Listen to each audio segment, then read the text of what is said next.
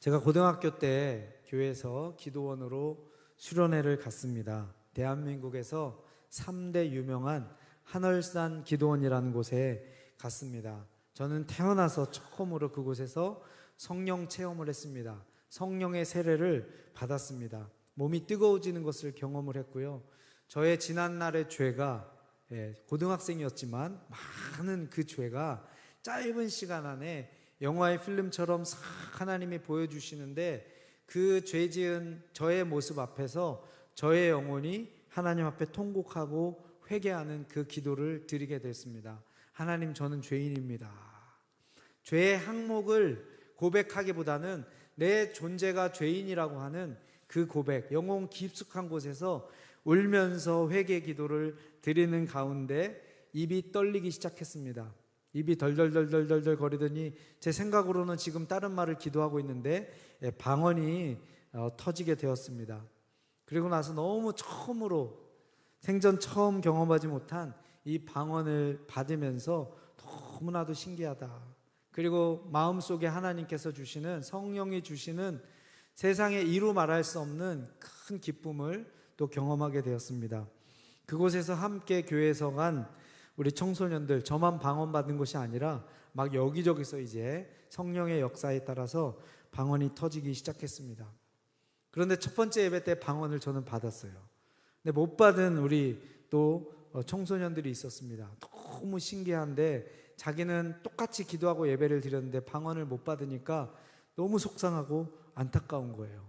그래서 앞에 이제 강사님이 방언 못 받은 사람들도 걱정하지 말고 기도하라고, 그렇게 해서 계속해서 방언 받기를 위해서, 성령 받기를 위해서 기도합니다. 교회 후배가 어느 날 그 기도원에 있는 수련회 기간 동안에 저에게 왔어요. 그러더니 형, 나도 방언 받았어 그러더라고요. 자기 방언은 굉장히 신기하대요. 방언 한번 해봐 그랬더니 이게 그 친구의 방언이에요. 한 컬레 두 컬레 합쳐서 쓰리 컬레. 자기가 만든 가짜 방언이에요. 한 컬레, 심판 한 컬레, 두 컬레 합쳐서 쓰리 컬레. 그걸 막 빨리 하니까, 야, 너 방언은, 나는 랄랄랄라 방언 이런 거, 룰룰룰 이런 방언 하는데 웬 언어 같은 방언이잖아요. 야, 신기하다. 그랬더니 형 잘 들어봐. 그러면서 천천히 해주는 거예요. 그래서 제가 예라 하고 뒤통수를 치려다가 너도 방언 받으니까 걱정하지 말아라. 여러분, 성령 충만하면 뭐가 떠오르세요?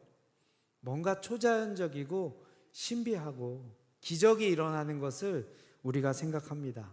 그래서 내가 손을 얹고 기도했을 때 병 낫는 역사가 일어나지 않는다거나, 뭔가 막 미래를 보고 꿈과 환상을 보지 않으면 나는 왠지 성령 충만하지 않은 것 같은 그런 영적인 열등감에 빠지기도 하고요.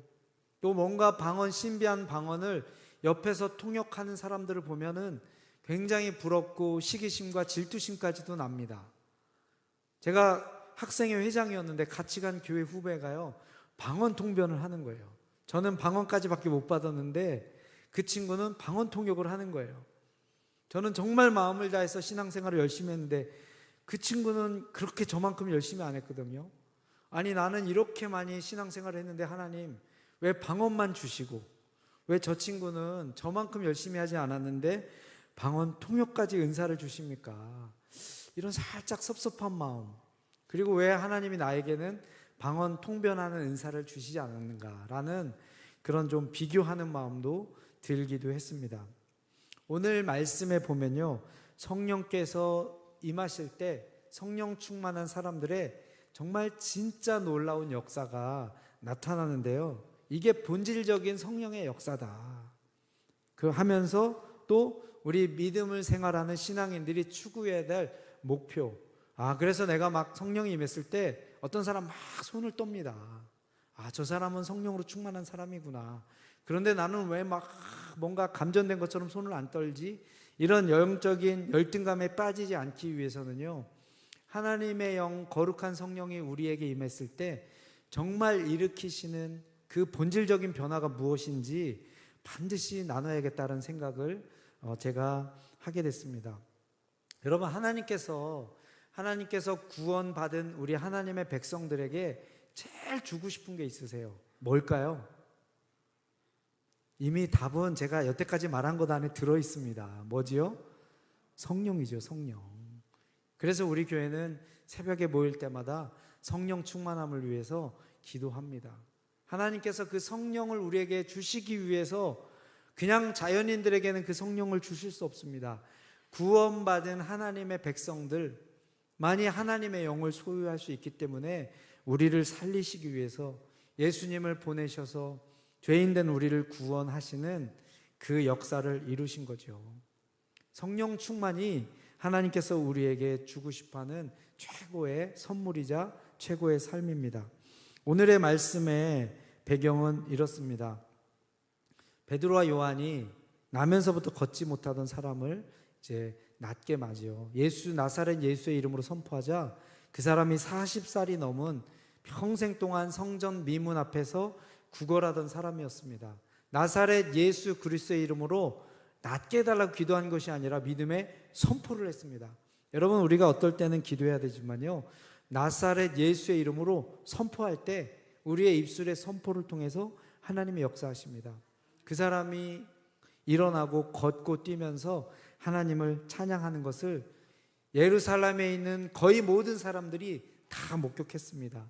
술렁이기 시작하고요, 난리가 났습니다. 솔로몬의 행각으로 이게 도대체 어떻게 된 일인지 베드로에게 그 이유를 듣기 위해서 많은 사람들이 몰려들었지요. 그때 베드로가 나사렛 예수가 바로 이 사람을 일으켰다, 살렸다, 구원했다, 이 복음의 메시지를 전파합니다. 그날 5,000명이, 남자만 5,000명이 넘는 사람들이요, 베드로의 설교로 예수님께 돌아오게 됩니다.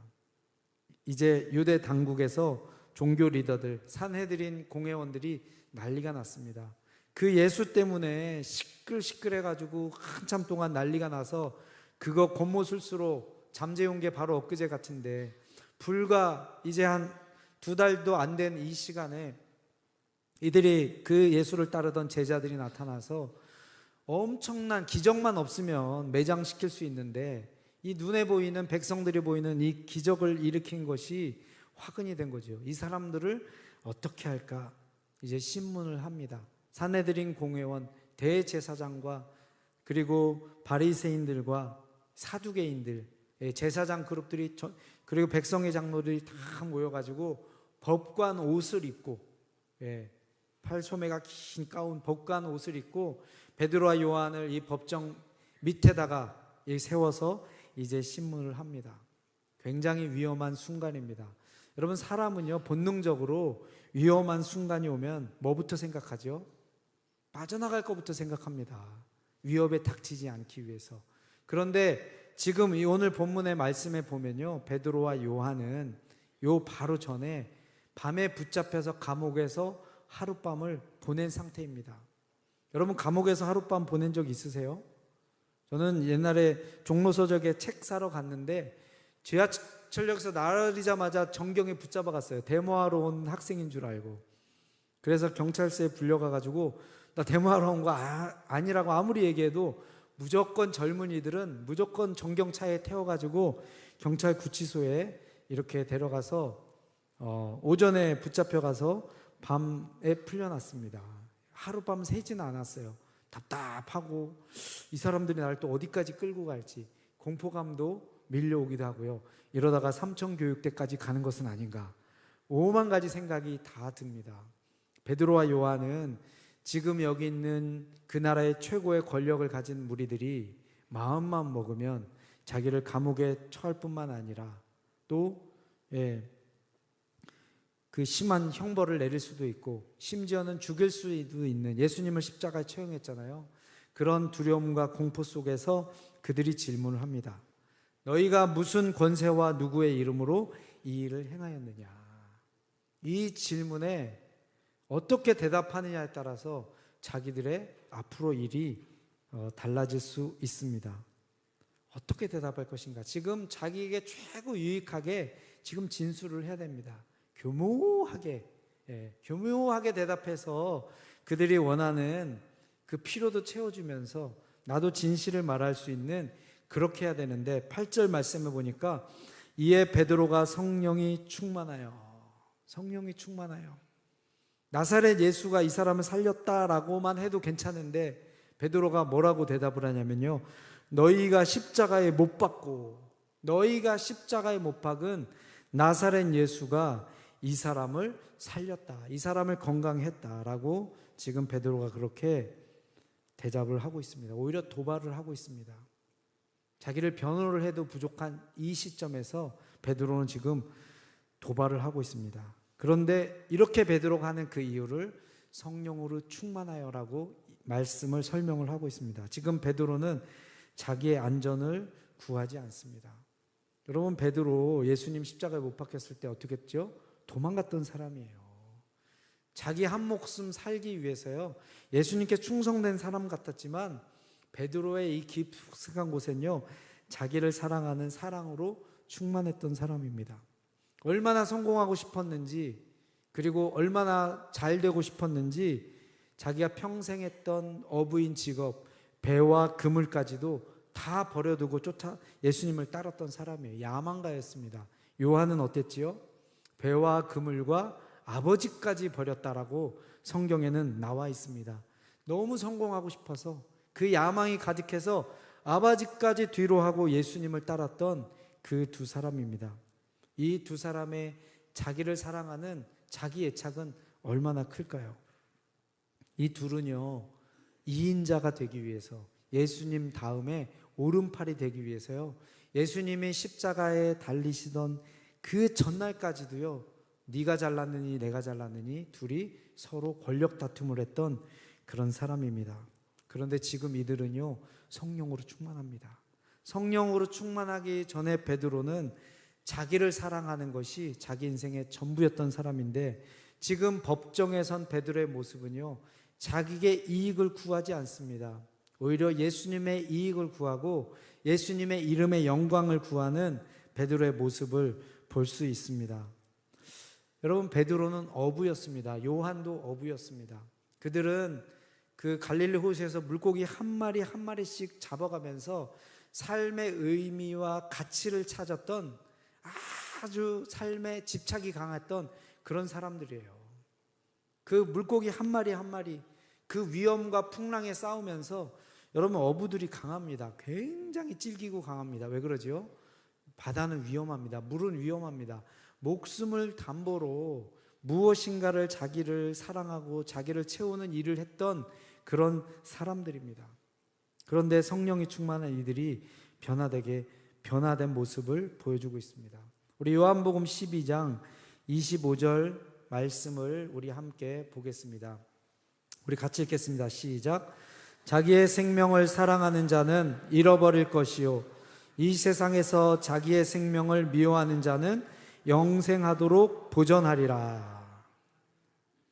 여러분, 성령 충만함의 진정한 첫 번째 변화는요, 나를 사랑하는 것에서 우리 주님을 사랑하는 것으로 바뀌게 되는 것입니다. 우리 하나님은 어떠셨죠? 하나님의 사랑은 어떤 분이십니까? 하나님은 자기 자신을 사랑하는 것을 넘어서서 우리를 사랑하셔서 자기의 독생자 아들을, 예수님을 주시기까지 그렇게 우리를 사랑하셨죠. 예수님은 어떠셨죠? 우리를 사랑하셨기에 자기의 목숨을 내어주기까지, 자기를 미워하는 것처럼, 얼마나 사랑해야 되냐면 자기를 증오하고 미워하는 것만큼 우리 주님을 사랑했을 때 우리의 삶은요, 파괴되는 것이 아닙니다. 허비되는 것이 아니라 그 사람의 그 생명은요, 영원토록 보존될 것이다. 그렇게 말씀하고 있습니다. 여러분, 자기를 미워하는 같은 이 사랑은요, 멀리서 찾을 필요 없습니다. 여러분이 자식을 사랑할 때 어떻게 사랑하셨는지 한번 생각해 보세요. 어느 정도로 사랑하지요? 그래도 내 거 지킬 건 다 지키고 챙길 건 다 챙기면서 자식을 사랑하시나요? 아니죠. 나를 미워하는 수준으로 정말 우리의 고통은 신경도 안 쓰면서 우리 자녀들을 사랑하는, 자기의 목숨을 미워하면서 누군가를 사랑하는 그 사랑의 모습을 우리의 일상의 삶에서도 우리가 볼 수가 있습니다. 저는 이제 저희 어머니에게 용돈을 드립니다. 제 간절한 소원은 우리 어머니가 맛있는 걸 사 먹고 마음껏 드시고 자기를 돌보는 게 아들된 마음이에요. 그런데 저희 어머니는요, 그 돈을 많이 안 쓰십니다. 전기세도 아끼시고, 그 돈 아껴가지고 그 돈 갖다가 누구에게 줄까요? 손자들 줍니다. 손자들. 얘네들은 비싼 것도 팍팍 사 먹어요. 신경도 안 쓰고. 배달비 비싼데도 막 배달시켜서 먹고요. 그래서 제가 얘기합니다. 어머니, 애들 걱정하지 마세요. 엄마보다 훨씬 잘 먹고 좋은 거 먹고 잘 사니까 신경 쓰지 마시고 돈 아끼지 마시고 본인의 몸을 돌보라고. 그런데 이 손자들 사랑하는 이 어머니는요, 자기를 미워합니다. 손자들 사랑하기 위해서 뭐 하나라도 더 주기 위해서 자기의 미워하는 모습을 그렇게 보입니다. 우리 요한복음 12장 26절 말씀, 25절 아까 읽었던 말씀 이어지는 말씀인데요, 우리 같이 읽겠습니다. 시작. 사람이 나를 섬기려면 나를 따르라. 나 있는 곳에 나를 섬기는 자도 거기 있으리니 사람이 나를 섬기면 내 아버지께서 그를 귀히 여기시리라. 우리를 미워할 정도로 자기의 생명을 사랑하지 않고 정말 주님을 사랑하기 위한 조건이 있죠. 그렇게 하기 위해서는요, 예수님을 따라야 됩니다. 그러면서 예수님께서 말씀하시죠.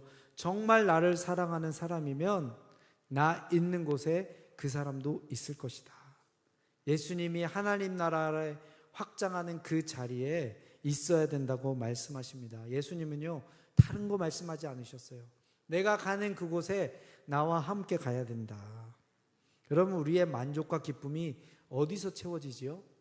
장소가 결정합니다. 내가 어느 지역, 어느 공간에 있는지에 따라서요, 우리의 장소가 달라지는 거죠. 죄 짓는 장소에 있는가? 아니면 하나님을 기쁘게 하는 예배 장소가 있는가?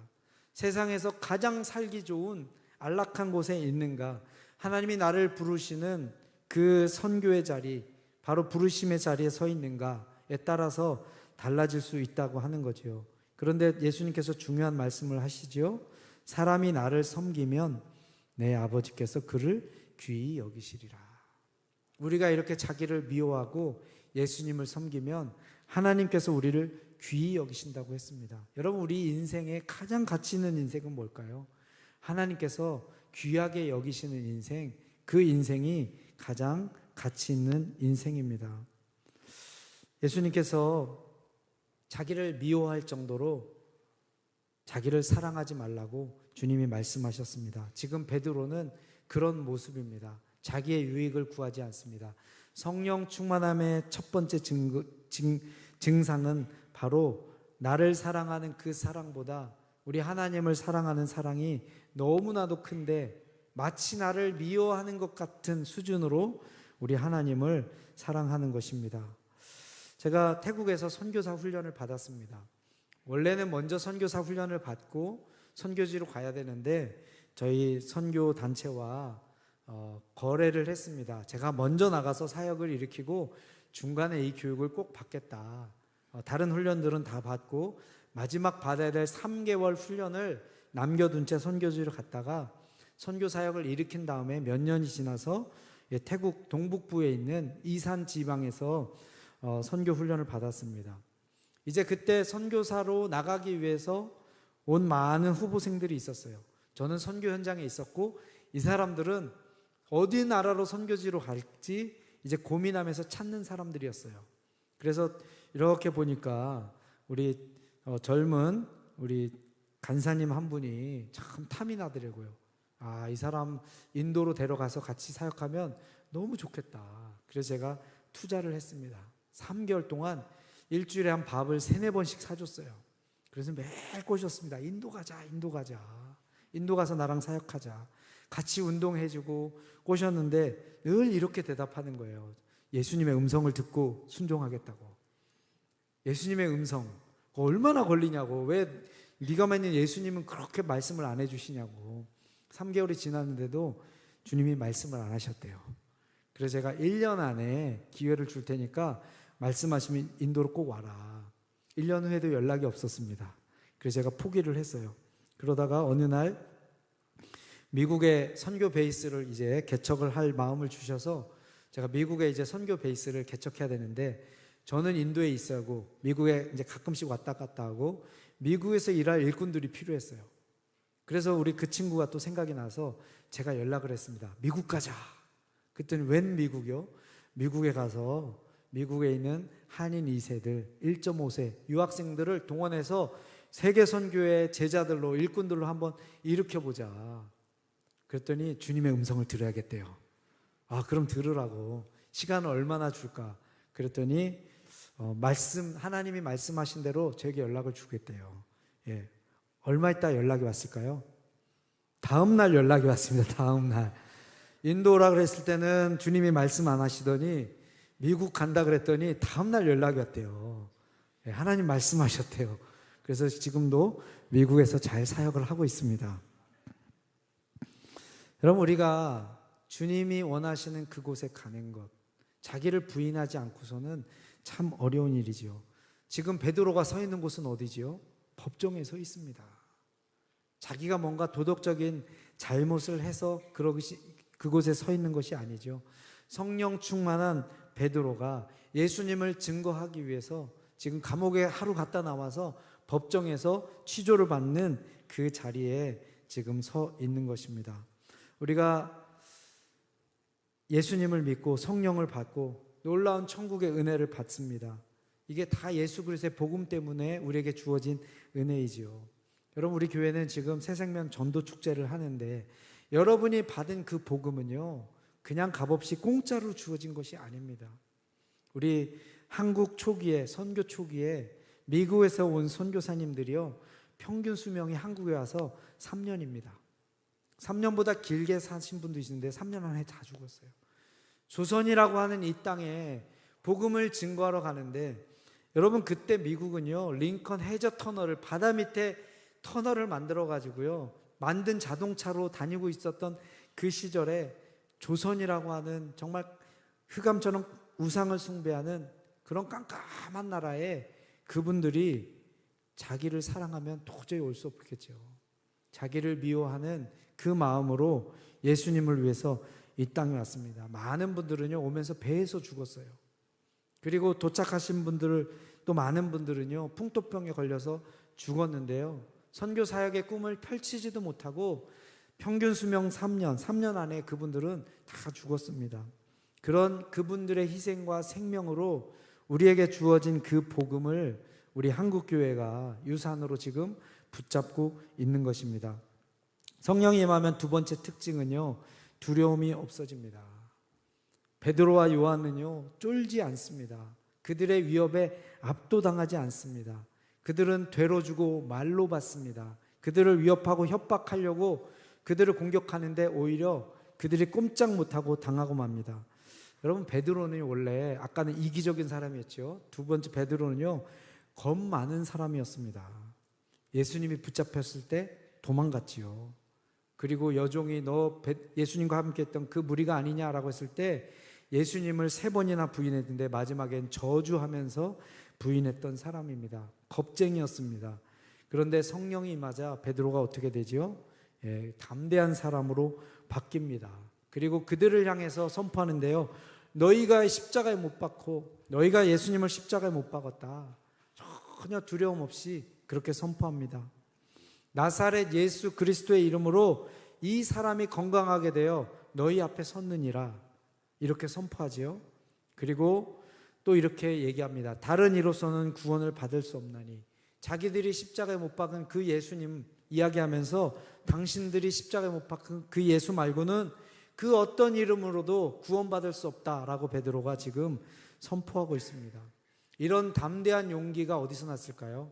바로 성령께서 베드로에게 주신 것입니다.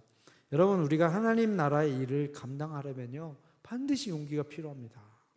용기가 없이는 감당할 수가 없어요. 우리 전도하다 보면 어떤 두려움이 있죠? 거절에 대한 두려움이 있습니다. 혹시 안 오면 어떡할까? 맥주 감사 주일날 내가 밥도 사주고 초청장도 주고 선물도 줄 텐데 안 오면 어떡할까? 거절에 대한 두려움이 있습니다. 실패에 대한 두려움이 있습니다. 그날만 왔다가 두 번 다시 교회 안 오면 어떨까? 이런 인간적인 두려움이 있죠. 또 내가 하나님 일 열심히 하다가 내가 더 가난하게 되는 것은 아닌가? 가난에 대한 두려움이 있고요. 사람에 대한 두려움, 그리고 더 나아가서는 죽음에 대한 두려움까지 있습니다. 우리 성도님들 중에 보면 근심 걱정 미리 땡겨서 가불해서 늘 근심 걱정하며 걱정 염려 가운데 사는 사람들이 있지요. 일어나지도 않은 일을 마치 일어날 것처럼 그렇게 미리 염려하는 분들도 있습니다. 여러분, 염려하지 마시기 바랍니다. 우리 주님께서 우리와 함께 하십니다. 우리 하나님은요, 두려움을 주시는 분이 아니시고 용기를 주시는 그런 바로 하나님이 우리의 하나님이십니다. 베드로와 요한이 왜 두려워하지 않을까요? 이유는 단 하나입니다. 성령 충만했고요. 그들은 보았습니다. 뭘 봤지요?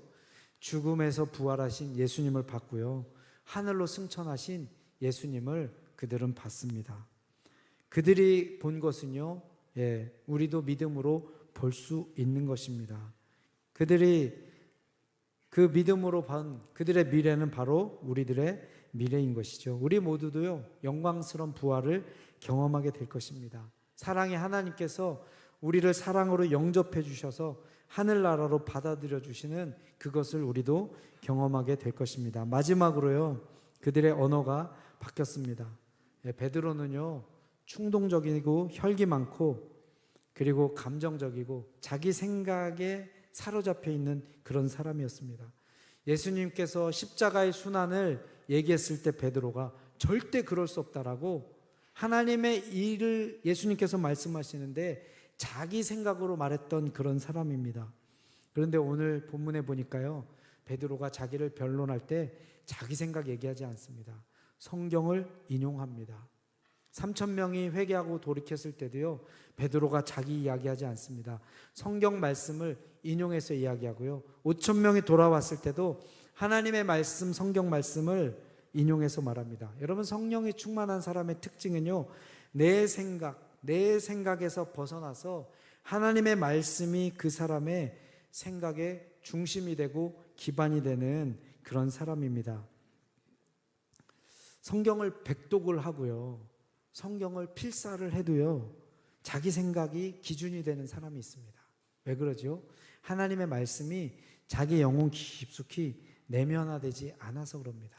여러분, 우리 자아와 내 자신과 하나님의 말씀은 날마다 충돌을 일으켜야 됩니다. 이 충돌하는 과정 속에서 하나님의 말씀이 우리 영혼을 침투하고 점점 자리를 넓혀가고 우리를 다스리게 되어 가게 되는 것이죠. 성령께서 하시는 일이 바로 이 일이십니다. 자, 성령이 임했을 때 어떤 변화가 일어나는지 세 가지. 나를 사랑하는 것이 아니라 우리 하나님을 사랑하게 되고요, 두려워하는 자가 아니라 용기로 충만하게 됩니다. 그리고 내 기준, 내 생각이 아닌 하나님의 말씀이 우리 삶의 기준이 되는 이 성령께서 행하시는 놀라운 역사가 여러분 삶 가운데 일어나기를 예수님의 이름으로 축복합니다. 우리 시간 같이 함께 기도하겠습니다. 하나님, 이 변화가, 초자연적인 역사가, 그거보다 더 큰 변화, 내 속사람이 변화되는 아버지 놀라운 기적이 일어나게 하여 주시옵소서. 나를 미워할 만큼 주님을 사랑하는, 그래서 나를 사랑하는 집착에서 자유로워지고 정말 주님을 사랑하는 그 자유함과 기쁨 가운데 거하게 하여 주시옵소서. 두려움을 물리치고 주님 용기로 또 하나님 나라 일을 담대히 나가게 하여 주시옵소서. 하나님 말씀이 내 삶의 중심이 되게 하여 주시옵소서. 우리 다 같이 통성으로 함께 기도하겠습니다.